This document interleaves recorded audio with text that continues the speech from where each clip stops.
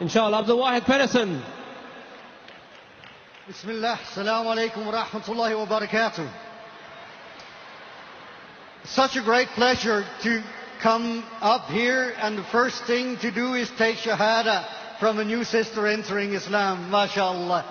It reminds me of the day when I had to do that myself, which is close to 25 years ago by now, by the endless grace of Allah Azza wa Jalla. Let me first reiterate a few things, because not so long ago my country became the focal point of interest on Muslim matters in the world, not because of anything good, but because we had a newspaper bringing deep and profound insult to Prophet Muhammad sallallahu alaihi wasallam.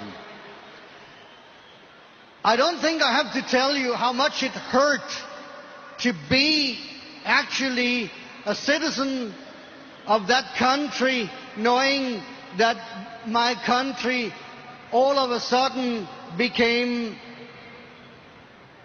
in the eyes of the Muslim, the enemy. Let me make it clear to you though, although I'm sure all of you know that actually who did this was just a small group of people, and we will find them wherever we go. We will find people who hate Islam. We will find people who will do anything to defile Islam. What we should know, nevertheless, is that a lot of good came out of this incident. They have plans, and Allah has plans, and Allah is the best of planners. So now we see people coming into Islam in Denmark in numbers that we have never seen before. When I took Shahada nearly 25 years ago, we were only about 10 or 15 of original Danish Muslims. Today, there are thousands and thousands of Muslims of Danish origin, and every week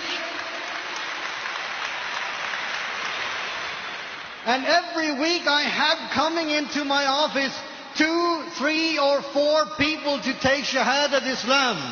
Alhamdulillah. So they thought that by defiling our noble Prophet Muhammad sallallahu alaihi wasallam, by throwing dirt on Islam, they could turn the tide. But that was not the case.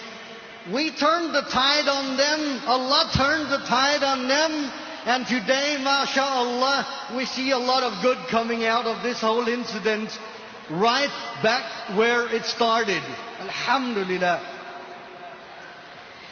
Now, seeing this, and being myself a European, there's an issue which keeps in my heart and in my mind becoming more and more important, which is expressing Islam into the European mindset. That could be the American mindset too. For many years I was sitting in the mosque every Friday, listening to the Imam giving his khutbah in Arabic or in Urdu or in Turkish or in Albanian, and I did not understand one word of what was being said. Alhamdulillah, we were there for the khutbah and we listened attentively, many of us not understanding one word, but slowly realizing that we have to do things a slight bit differently. For that reason, a number of good brothers and sisters appointed me their Imam 10 years ago. I don't think I qualify for that position, but they put the obligation upon me, and I've had to lift it ever since. And I've realized the importance of doing exactly that, because our youngsters, even the children of Pakistani immigrants, of Arab immigrants, of Somali immigrants, of Albanian immigrants, whatever, they do not understand their mother language.